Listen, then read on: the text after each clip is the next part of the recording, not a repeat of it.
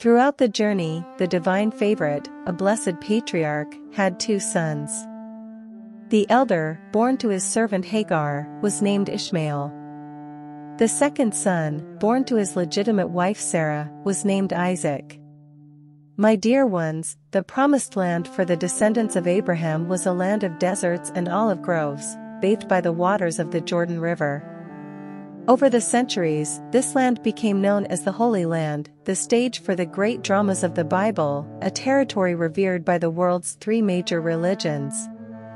But here, on the Journey, the Divine Favorite channel, we will uncover a secret that goes beyond the sacred pages. The descendants of Abraham, Arabs and Jews, despite their similar appearances, languages, and cultures, now find themselves entrenched on opposing sides on the international political stage. This, my friends, is a story that goes beyond the religious accounts of the Torah, the Jewish holy book, which identifies Isaac as the forefather of the Jews, and the Quran, which traces the genealogy of the Arabs back to Ishmael, Abraham's firstborn. But here, where reality meets faith, there is an incredible scientific consensus. In the year 2000, scientists from different parts of the world collected the chromosomes of 1,300 men from both Arab and Jewish ethnicities in more than 30 countries. The conclusion of these studies revealed a fascinating secret: Arab and Jewish DNAs are identical. Both nations descend from the same tribe that lived somewhere in the Middle East around 4,000 years before Christ. They are not just cousins, they are genetic brothers. But, my friends, the story of the brothers is not always peaceful. English, French, Germans, and Italians, all descendants of ancient Germans, spent centuries massacring each other before achieving lasting peace. And here, in the Middle East, Arabs and Jews enjoyed a creative coexistence that produced pearls of art, tolerance, and philosophy. However, the real feud began in the early 20th century, and the epicenter of this conflict is the same land celebrated in the scriptures, ancient Canaan, which now corresponds to Israel, the Palestinian territories, and parts of Lebanon. My dear ones, the struggle for supremacy in the Holy Land exploded with the creation of the State of Israel in 1948. They became one of the world's most significant conflicts, affecting the strategic disputes between the United States and the Soviet Union during the Cold War. But the story doesn't end here.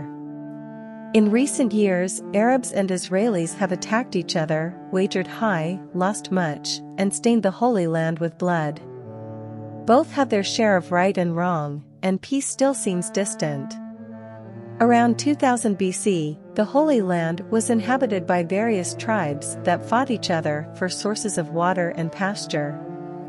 Amorites, Canaanites, Jebusites, Hebrews. The latter prevailed in 1030 BC, unifying the region under the powerful kingdoms of Judah and Israel. Jerusalem became the capital of the Jews, one of the greatest cities of the time. In the 1st century BC, the region, known as Judea, fell under Roman rule, and a Hebrew nationalist insurgency tried to break the Roman yoke.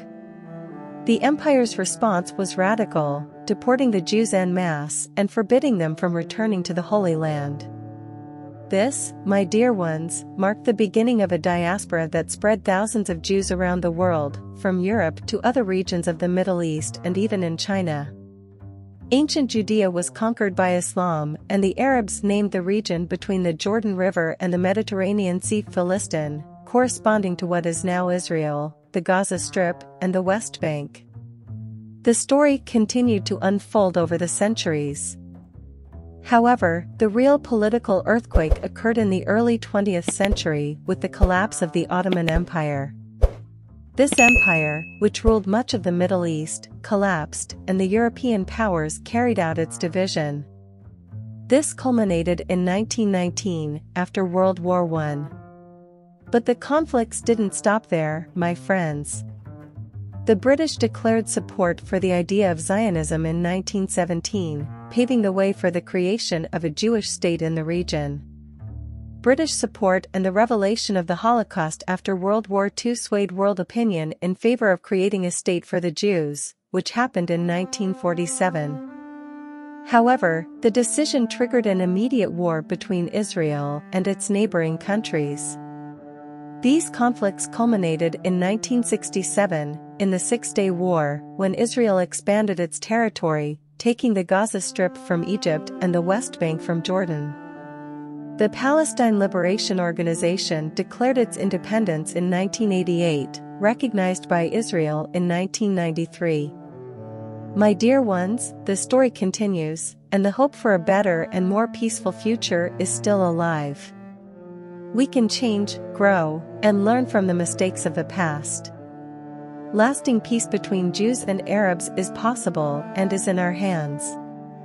Together, we can write a new chapter where peace and understanding prevail.